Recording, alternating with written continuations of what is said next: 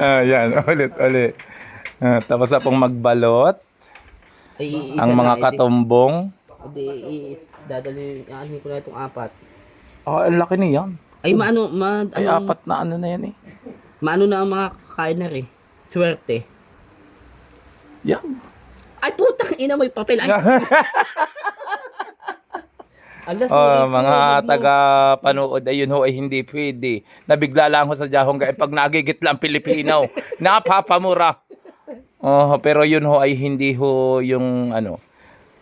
ayan. Mga bata ay huwag niyong gagayahin pagka kayo nagigitla. At talagang... Yan. Tapos, ang lason. Baka ako'y nasa-suffocate na eh. Video nito. Hindi ko ipit ang diniliver yung mga agar niyo. Naku po, Ipe. Sino nag-deliver niya? Sino nag-deliver? Si Ipe, yung... Mention. Si Ipe lalong isip na naman. Yan ang LPG.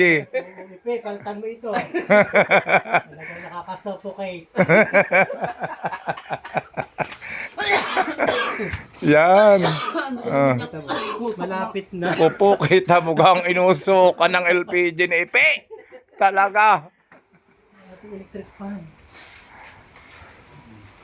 Ipe, paltan mo ito ha. Hindi malingas. Sige, palingasin mo muna.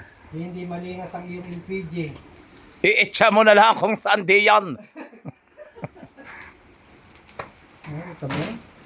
Parang Montenegro lines eh. Parang Montenegro lines. Ayan. Mausok ba yun?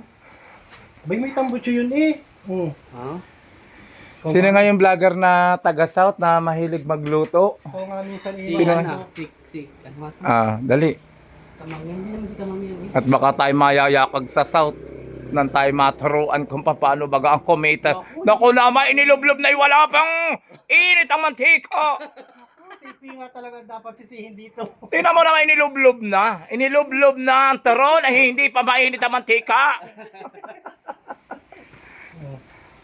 Electric fan. Yun, electric pa natin. Ako. Kung talaga. Paano mabibintay yan? Baka magabukin. Ang galbok lang LPG diretso sa turon. Di ka? Ang lakas talaga ng ng ano.